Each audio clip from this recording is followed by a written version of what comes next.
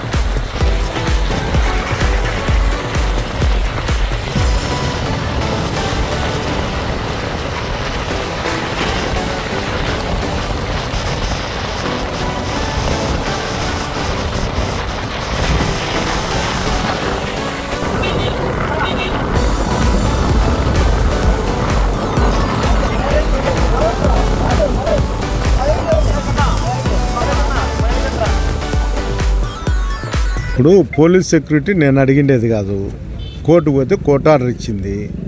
Court order ఇచ్చిన దానివల్ల వాళ్ళు వచ్చి పోతారు. నేను గత 14 నెలల నుండి 2-3 సార్లు పోతే అదే పోలీసులను పావుగా వాడుకొని జేసీ ప్రభాకర్ నన్ను ఇంటి నుండి బయటకు పంపిస్తా వచ్చినాడు. దీనికంతా ఏంది, అతను దమ్ముంటే రా, ఇంకోటి ఏంలే. అతను ధైర్యస్తుడు కదా, అతను ధైర్యస్తుడే కదా.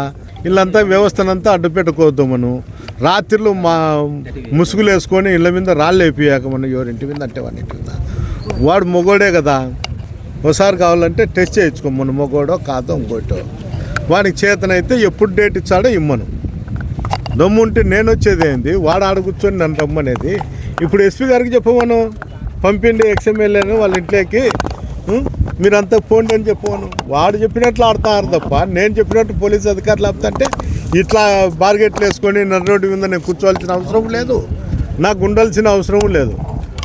నాకు దమ్ము ఉందో లేదో వాడిని నిద్రలో లేపు అడగండి. ఉలిక్కు పడకపోతే కన్నా నాకు దమ్ము లేనట్లే. వాడు ఉలిక్కు పడితే వానికి దమ్ము ఉందో లేదో వానికే తెలుసు. ప్రతిరోజు నా గురించి వాడు మాట్లాడేది, ఉలిక్కు పడేది, రాత్రులు నిద్రలేని రాత్రులు గడిపేది నాకు తెలుసు. వాడు ఒక ప్రోగ్రాం పెట్టాలంటే పొద్దున్నే పలారం ఉంది, ఇంకోటి ఉంది అని 20 సార్లు ఫోన్ చేయాలా. ఇలాంటి నీచమైన సంస్కృతి నాకు రాదు. చేతనైతే నాకు దొంగ తిరుగుడు మాట్లాడేది రాదు. చేతనైతే వాడు కొట్లాడకొచ్చే నేను కొట్లాడతా, రాకపోతే వాని పని వాడు చేసుకుంటాను, నా పని నేను చేసుకుంటా. ఇప్పుడు చెప్పవను, పోలీసులు అంతమంది వచ్చినారు కదా, పిలుచుకురాండి, ఏంటి కాడ మడ్డిపల్ల రోడ్లో కూర్చోపెడతారు, ఇంట్లో కూర్చోపెట్టండి, నేనే ఎప్పుడోసారి చూసుకుంటాను. వానికి ఆ ధైర్యం లేదు, ఇంకోటి లేదు. నాకైతే అలాంటి పరిస్థితి ఏం లేదు. వానికి 74 ఏళ్ళు ఉంది. నేను ఓరుకుంటే 3 ఏళ్ళకి చచ్చిపోతాడు. చచ్చిపోయే వానితో నేను యుద్ధం చేసి అనవసరంగా వాడు చచ్చే నేను కేసులు పెట్టించుకొని నేను 3 నెలలు 4 నెలలు లోపల వండుకునే దానికన్నా జరిగే పరిణామాలు వాడు చచ్చినాక ఒకసారి ఊహించుకోమను. మా వంశం ఈడ ఎట్లుంటుంది ఏం కథ అని వాడు ఊహించుకుంటే వానికే తెలుస్తుంది. నేను చెప్పాల్సిన అవసరం, నా దమ్ము ధైర్యము, వాడు నా గురించి మొత్తం తెలుసు. లేకపోతే వాడేంటి చెప్తాడు, పెద్దారెడ్డి కుటుంబం తప్ప ఇటు రాజకీయాలు ఎవరైనా చేయొచ్చని వాడు శాసించుతాడా మా పార్టీలో? నా కుటుంబం వచ్చే వానికి గుద్ద మీద అంటారని, ఇట్లా అతిశేష అంటే గుద్ద మీద దాన్ని పంపించారనే వానికి భయం. వానికి ధైర్యం ఉంది కదా. ఇప్పుడు చెప్పవను, బార్గెట్లు ఎత్తేసి పిలుచుకురండి, మీరు సెక్యూరిటీ అయిపోయినాక మేమే చూసుకుంటామని చెప్పవను. ఎస్పీకి ఫోన్ చేసి చెప్పవను. ఎస్పీజీకి అతను చెప్పేదేమి, రానియద్దండి అని చెప్తాడు. ఇంత ఈ బార్గెట్లు పెట్టారు.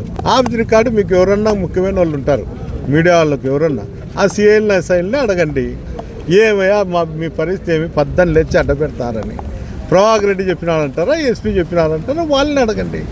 నాకు దమ్ము ధైర్యం ఉండేది వానికి తెలుసు, వాళ్ళ అన్నకి తెలుసు, అని కొడుకు తెలుసు, అందరికీ తెలుసు.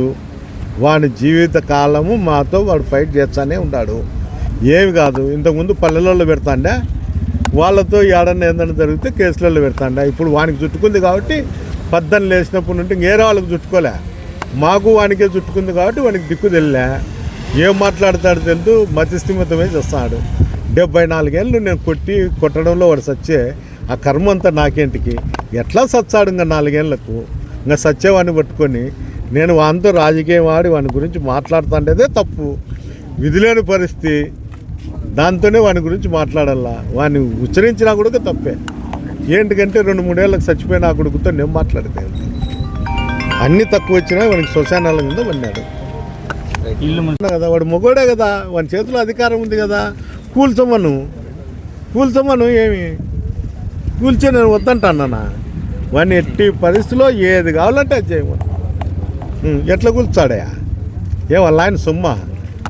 వానికి నాకేమన్నా ఆస్తి తగరారు ఉండి వాడిని ఏమన్నా జరిగినానా? లేకపోతే వాడు నాకు లెక్కించిన ఇల్లు కట్టించినాడా? నాకు దాయాది లేడు, వానికి సంబంధము లేదు.